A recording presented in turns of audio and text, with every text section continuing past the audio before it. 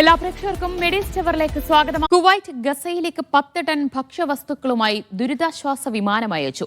ഫലസ്തീനിലെ കടുത്ത മാനുഷിക പ്രതിസന്ധി ലഘൂകരിക്കുകയെന്ന ലക്ഷ്യത്തോടെയാണ് വിമാനം അയച്ചത്. കുവൈറ്റ് റെഡ് ക്രസന്റ് സൊസൈറ്റി, സാമൂഹിക വിദേശകാര്യ, പ്രതിരോധ മന്ത്രാലയങ്ങളുമായി സഹകരിച്ച് കുവൈറ്റ് വ്യോമസേനയുടെ പിന്തുണയോടെയാണ് സഹായം കൈമാറുന്നത്. ഈ ആഴ്ച നടന്ന സംഭാവന ക്യാമ്പയിനിൽ 11.5 ദശലക്ഷം കുവൈറ്റ് ദിനാർ സമാഹരിച്ചിരുന്നു. സംഭരണത്തിന് KRCS ആണ് മേൽനോട്ടം വഹിക്കുന്നത്. സൗദിയിൽ ഭൂമി വില ഉയർന്നു. വിലയിൽ 88% വർധന. റിയൽ എസ്റ്റേറ്റ് ഡാറ്റ മാനേജ്മെന്റിന്റേതാണ് കണക്ക്. റിയാദിൽ ഭൂമി വിലയിൽ ഇടിവുണ്ടായെന്നും കണക്കുകൾ സൂചിപ്പിക്കുന്നു. രാജ്യത്താകെ റിയൽ എസ്റ്റേറ്റ് ഇടപാടുകൾ വർദ്ധിച്ചതായാണ് വിലയിരുത്തൽ.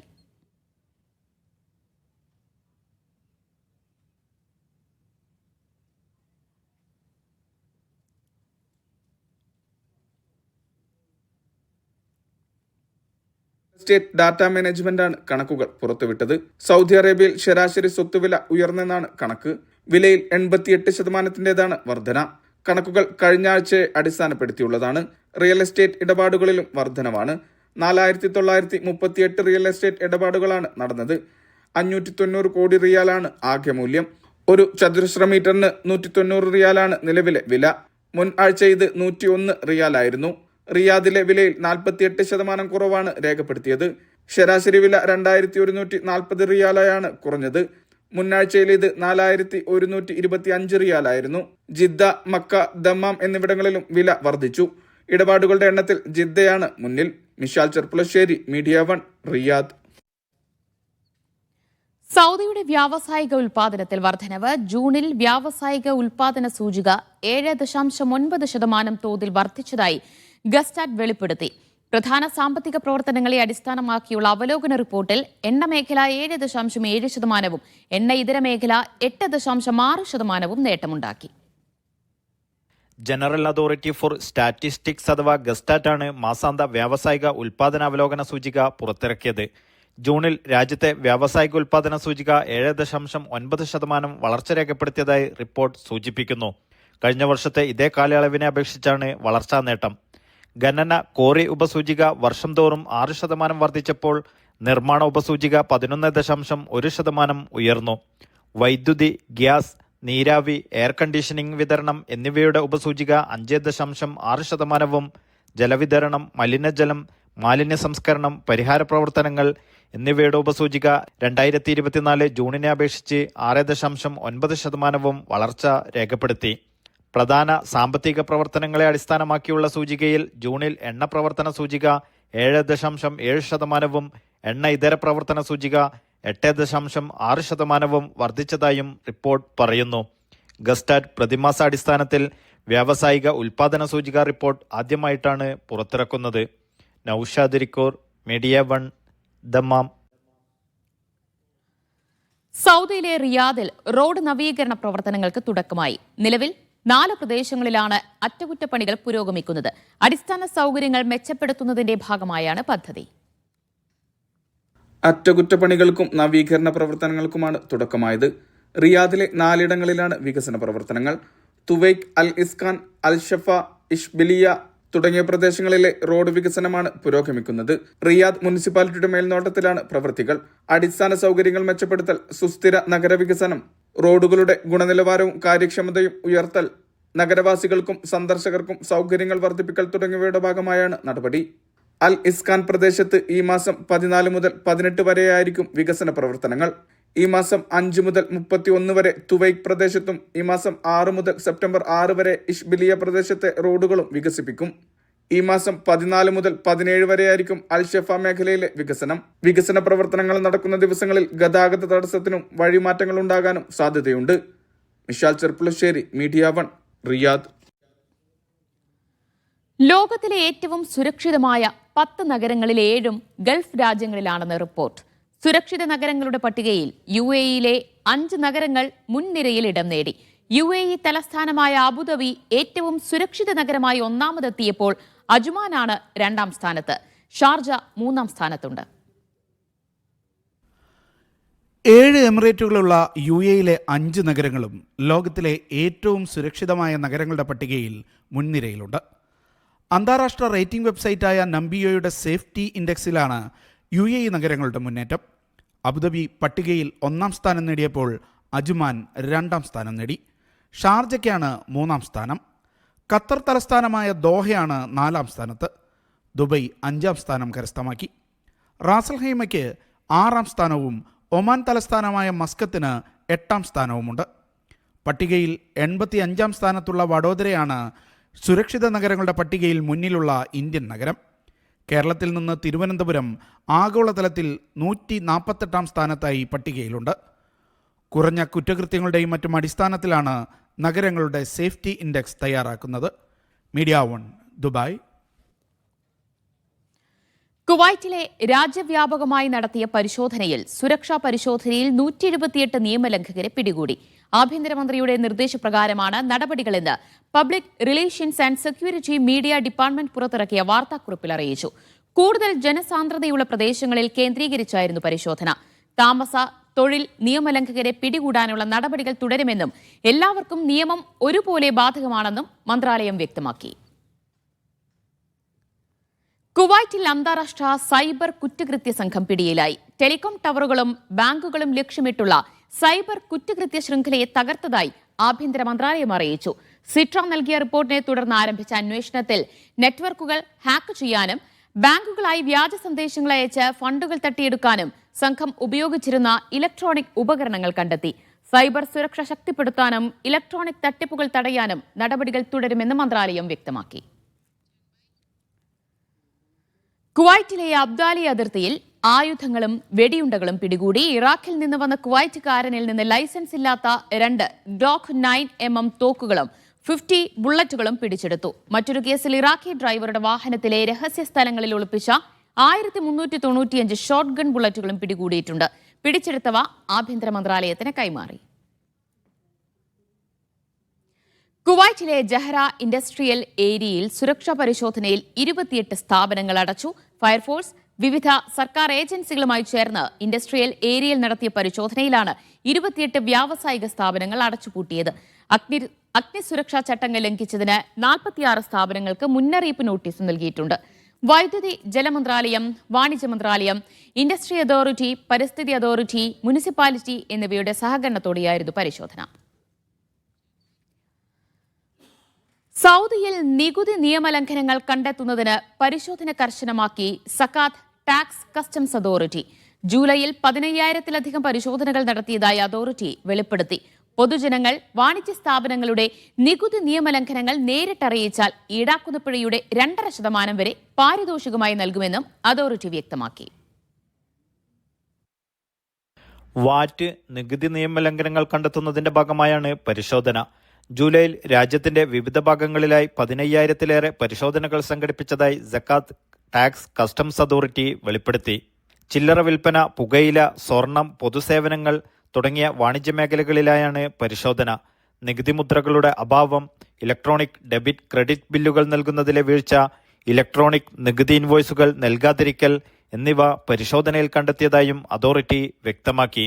ബിസിനസ് മേഖലയിലെ നികുതിദായകർക്കിടയിൽ സൗദി നികുതി ചട്ടങ്ങളും വ്യവസ്ഥകളും പാലിക്കുന്നുണ്ടെന്ന് ഉറപ്പുവരുത്തുക, ഉപഭോക്തൃനീതിയും അവകാശങ്ങളും സംരക്ഷിക്കുക, അതോറിറ്റിയുടെ അധികാരപരിധിയിലുള്ള നിർദ്ദേശങ്ങളും ചട്ടങ്ങളും ലംഘിക്കുന്ന വാണിജ്യ ഇടപാടുകൾ പരിമിതപ്പെടുത്തുക എന്നിവ ലക്ഷ്യമിട്ടാണ് പരിശോധനകളെന്നും അതോറിറ്റി വിശദീകരിച്ചു.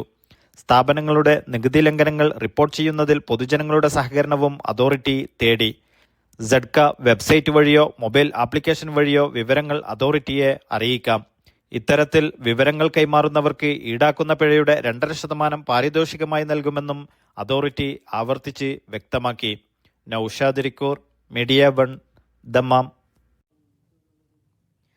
ദുബൈയിൽ ട്രാഫിക് നിരീക്ഷണത്തിന് പുതിയ സ്മാർട്ട് പ്ലാറ്റ്ഫോമുമായി RTA data drive clear guide എന്ന സംവിധാനം തത്സമയം റോഡ് നിരീക്ഷിക്കും.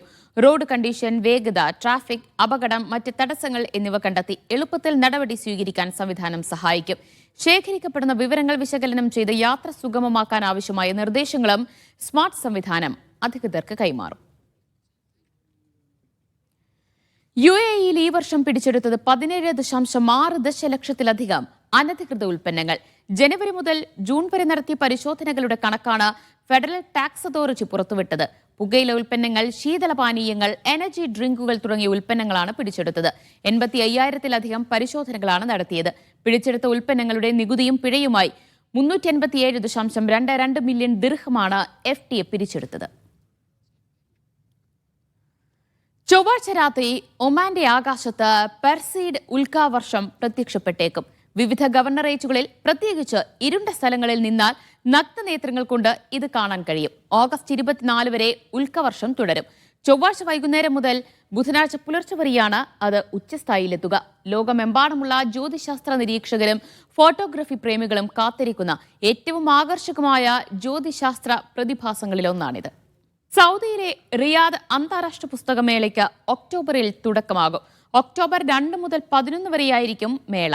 പ്രാദേശിക അന്താരാഷ്ട്ര പ്രസാധകർ മേളയുടെ ഭാഗമാകും. സെമിനാറുകൾ, പഠന ക്ലാസുകൾ, വർക്ക്ഷോപ്പുകൾ, കുട്ടികൾക്കുള്ള പ്രത്യേക പവലിയൻ എന്നിവ മേളയ്ക്ക് മിഴിവേകും. സൗദി എഴുത്തുകാരെ പ്രോത്സാഹിപ്പിക്കുന്നതിനായുള്ള പ്രത്യേക പദ്ധതിയും മേളയുടെ ഭാഗമായി നടപ്പാക്കും. മൊബൈലിലും കമ്പ്യൂട്ടറിലും ആംഗ്യഭാഷ ടൈപ്പ് ചെയ്യാനുള്ള സൗകര്യം വികസിപ്പിച്ചിരിക്കുകയാണ് UAE പ്രവാസിയായ അസം സ്വദേശി. ഇംഗ്ലീഷ്, അറബി ഭാഷകൾ ടൈപ്പ് ചെയ്യാൻ കഴിയുന്ന ആർക്കും ആംഗ്യഭാഷ പഠിക്കാതെ തന്നെ ആശയവിനിമയം നടത്താമെന്നതാണ് ഇതിന്റെ സൗകര്യം.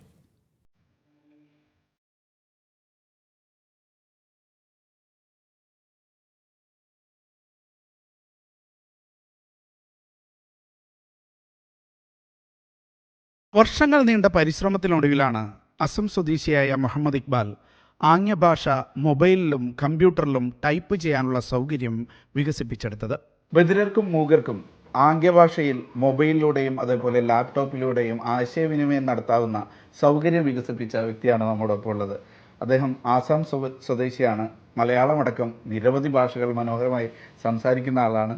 എത്ര കാലം കൊണ്ടാണ് ഇങ്ങനൊരു സംവിധാനം വികസിപ്പിച്ചെടുത്തത്? ഇത് സംവിധാനം വികസിച്ച് പറയുമെങ്കിൽ ഇത് പഠനം നടത്താൻ വേണ്ടി ഏകദേശം ഒരു 17 വർഷമായി ഞാൻ ഇതിന് പിന്നാലെ ആണ് നടക്കുന്നത്.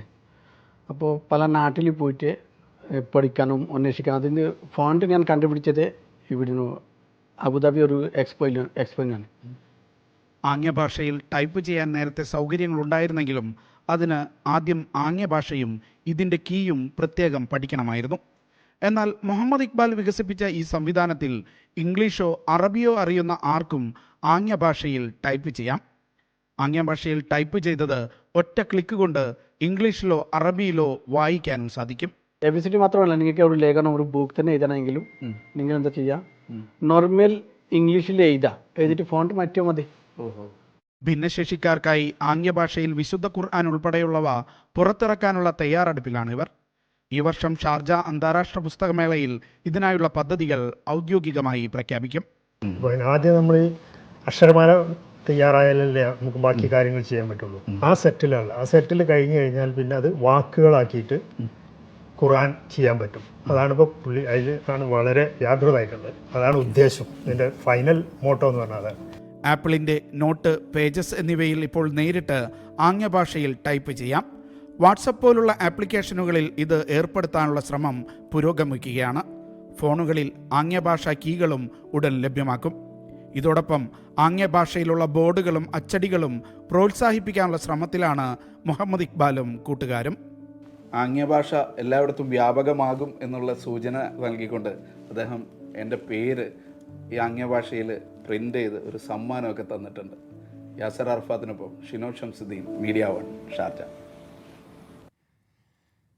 Kuwait Kerala Muslim association SSLC+2 മദ്രസ പൊതുപരീക്ഷകളിൽ ഉന്നത വിജയം നേടിയ വിദ്യാർത്ഥികളെ ആദരിച്ചു. ക്യാമ്പിന്റെ ഉദ്ഘാടനം കണ്ണൂർ മേയർ നിർവഹിച്ചു. ഇസ്ഹാഖ് അധ്യക്ഷത വഹിച്ചു. ഫാമിലി സൈക്കോളജിസ്റ്റ് ഹാരിസ് മഹമ്മൂദ് പ്രത്യേക ക്ലാസ് എടുത്തു. അബ്ദുൽ ഫത്താഹ് തയ്യൽ, അക്ബർ സിദ്ദീഖ്, ഇബ്രാഹിം കുന്നിൽ എന്നിവർ ആശംസ നേർന്നു. KKMA ഭാരവാഹികളും അംഗങ്ങളും ചടങ്ങിൽ പങ്കെടുത്തു. ബഹ്റൈനിൽ മുഹറഖ് മലയാളി സമാജം സംഘടിപ്പിക്കുന്ന സ്വാതന്ത്ര്യദിനാഘോഷം മുഹറഖിലെ ലുലു ഹൈപ്പർ മാർക്കറ്റ് ഗ്രൗണ്ട് ഫ്ലോറിൽ നടക്കും. ഈ മാസം 15 വെള്ളിയാഴ്ച വൈകിട്ട് 6 മുതൽ വനിതാ വേദിയുടെയും MMS മഞ്ചാടി ബാലവേദിയുടെയും സംയുക്താഭിമുഖ്യത്തിൽ വിവിധ ആഘോഷ പരിപാടികൾ നടക്കുമെന്ന് സംഘാടകർ അറിയിച്ചു. ബി.ജെ.പിയുടെയും തെരഞ്ഞെടുപ്പ് കമ്മീഷന്റെയും ഒത്തുകളി രാജ്യത്തെ ജനാധിപത്യത്തിന് ഭീഷണിയാണെന്ന് KMCC സംഗമം. ജിദ്ദ സെൻട്രൽ കമ്മിറ്റിക്ക് കീഴിലാണ് സംഘടനാ പാർലമെന്റ് സംഘടിപ്പിച്ചത്. പരിപാടിയിൽ വിവിധ ഭാരവാഹികൾ പങ്കെടുത്തു. പ്രവാസി സൗഹൃദ പ്രാദേശിക സർക്കാർ എന്ന തലക്കെട്ടിലായിരുന്നു സംഘടനാ പാർലമെന്റ്. മുസ്ലിം ലീഗ് സംസ്ഥാന സെക്രട്ടേറിയറ്റ് അംഗം MC വടകര പരിപാടിയുടെ ഉദ്ഘാടനം നിർവഹിച്ചു.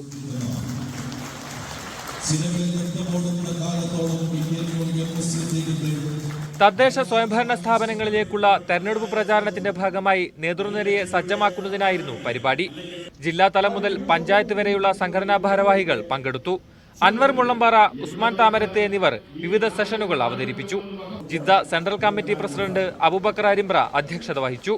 നാഷണൽ പ്രസിഡന്റ് കുഞ്ഞുമോൻ കാക്കിയ, നിസാം അമ്പാട്, നാസർ വെളിയംകോട് തുടങ്ങിയ നേതാക്കൾ സംസാരിച്ചു. Media 1 Jeddah. Kuwait KMCC Kozhikode ജില്ലാ കമ്മിറ്റി പ്രവർത്തക കൺവെൻഷൻ നഹ്ദ 2025 സംഘടിപ്പിച്ചു. കൺവെൻഷൻ സംസ്ഥാന പ്രസിഡന്റ് സയ്യിദ് നാസർ മഷഹൂർ തങ്ങൾ ഉദ്ഘാടനം ചെയ്തു. ജില്ലാ പ്രസിഡന്റ് അസീസ് തിക്കോടി അധ്യക്ഷത വഹിച്ചു. പോക്കർ സാഹിബ് അനുസ്മരണം ഹാരിസ് വള്ളിയൂത്ത് നിർവഹിച്ചു. വർത്തമാന ഇന്ത്യൻ രാഷ്ട്രീയവും മുസ്ലിം ലീഗും എന്ന വിഷയം കോയാക്കക്കൂടി അവതരിപ്പിച്ചു. സംസ്ഥാന ജില്ലാ നേതാക്കൾ ചടങ്ങിൽ സംസാരിച്ചു. ജിദ്ദയിൽ ഹൃദയാഘാതത്തെ തുടർന്ന് തൃശൂർ സ്വദേശി മരിച്ചു. പാമ്പത്ത് വളപ്പിൽ അബ്ദുറഹിമാൻ അലിയാണ് മരിച്ചത്. 51 വയസ്സായിരുന്നു. നടപടികൾ പൂർത്തിയാക്കി ജിദ്ദയിൽ കബറടക്കം നടത്തും. ജിദ്ദ KMCC വെൽഫെയർ വിംഗ് സഹായത്തിനുണ്ട്. ബഹ്റൈനിൽ പ്രതിഭ റിഫ മേഖലാ കായികവേദിയുടെ ആഭിമുഖ്യത്തിൽ സംഘടിപ്പിച്ച ക്രിക്കറ്റ് ടൂർണമെന്റ് സീസൺ 3ൽ MC6 ടീം ജേതാക്കളായി. ഫൈനൽ പോരാട്ടത്തിൽ സൈൻ സോണിനെയാണ് ടീം പരാജയപ്പെടുത്തിയത്. മത്സരത്തിൽ ടൊർണാഡോ ബഹ്റൈൻ 3ാം സ്ഥാനം നേടി. Bahrain saint Mary's Indian orthodox കത്തീഡ്രലിൽ ഷൂനോയോ പെരുന്നാളിനും വചന ശുശ്രൂഷയ്ക്കും മുഖ്യ കാർമ്മികത്വം വഹിക്കാനെത്തിയ മലങ്കര മൽപ്പാൻ reverend father doctor Johns Abraham Konatt റീഷ് കോർ എപ്പിസ്കോപ്പിക്ക് വിമാനത്താവളത്തിൽ സ്വീകരണം നൽകി. കത്തീഡ്രൽ വികാരി റവറന്റ് ഫാദർ ജേക്കബ് തോമസ്, സഹവികാരി റവറന്റ് ഫാദർ തോമസ് കുട്ടി PN, ഇടവക ഭാരവാഹികൾ, ഇടവക അംഗങ്ങൾ എന്നിവർ ചേർന്ന് സ്വീകരിച്ചു.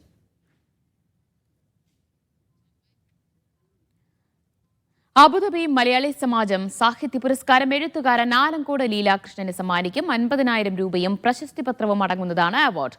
കവി V. മധുസൂദനൻ നായർ ജൂറി ചെയർമാനും doctor VP Joy, doctor P. Venugopalan എന്നിവർ അംഗങ്ങളുമായ സമിതിയാണ് പുരസ്കാര ജേതാവിനെ തെരഞ്ഞെടുത്തത്.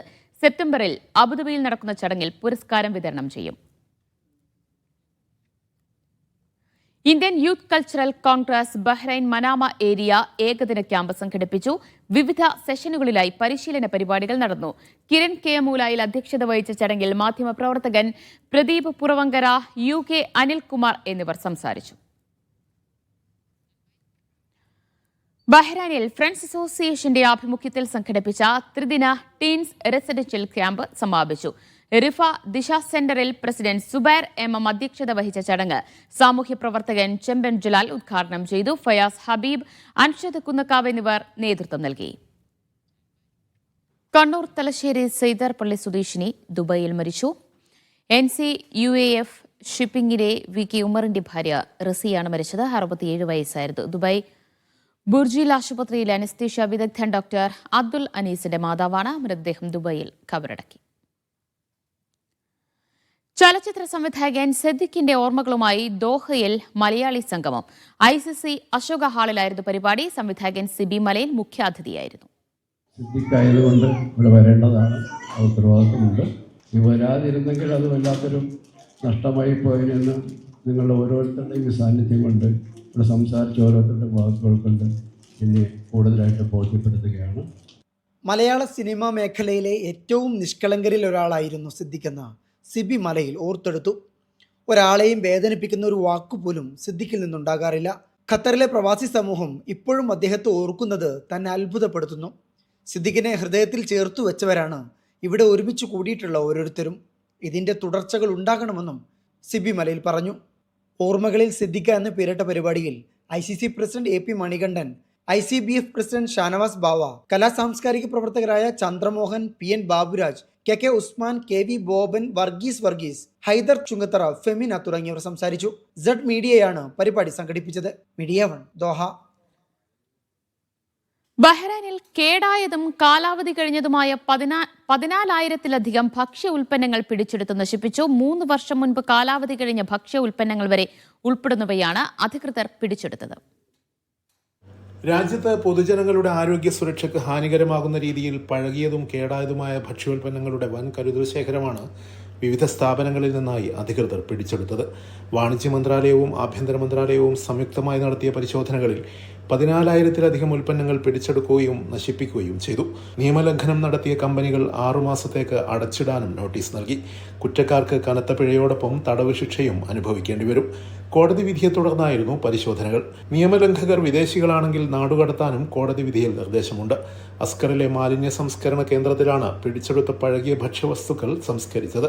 ഒരാഴ്ച നീണ്ട നശിപ്പിക്കൽ നടപടിയിൽ 21 ട്രക്കുകളിലായി കോഴിയിറച്ചി, നട്ട്സ്, മധുരപലഹാരങ്ങൾ, മറ്റുൽപ്പന്നങ്ങൾ എന്നിവയുണ്ടായിരുന്നു. ഇതുകൂടാതെ കാലാവധി വ്യാജമായി രേഖപ്പെടുത്തുന്നതിന് ഉപയോഗിച്ച ഉപകരണങ്ങളും ഭക്ഷ്യവസ്തുക്കൾക്കൊപ്പം മന്ത്രാലയം ഉദ്യോഗസ്ഥർ പിടിച്ചെടുത്ത് നശിപ്പിച്ചു. ഉപഭോക്താക്കളുടെ സുരക്ഷ ഉറപ്പാക്കുന്നതിനും വിപണിയിലെ തട്ടിപ്പുകൾ തടയുന്നതിനും ലക്ഷ്യമിട്ടുള്ളതാണ് നടപടികളെന്ന് അധികൃതർ അറിയിച്ചു. Siraj Pallikkara, media 1, Bahrain. Media 7 പൂർണ്ണമാകുന്നു. ശുഭരാത്രി.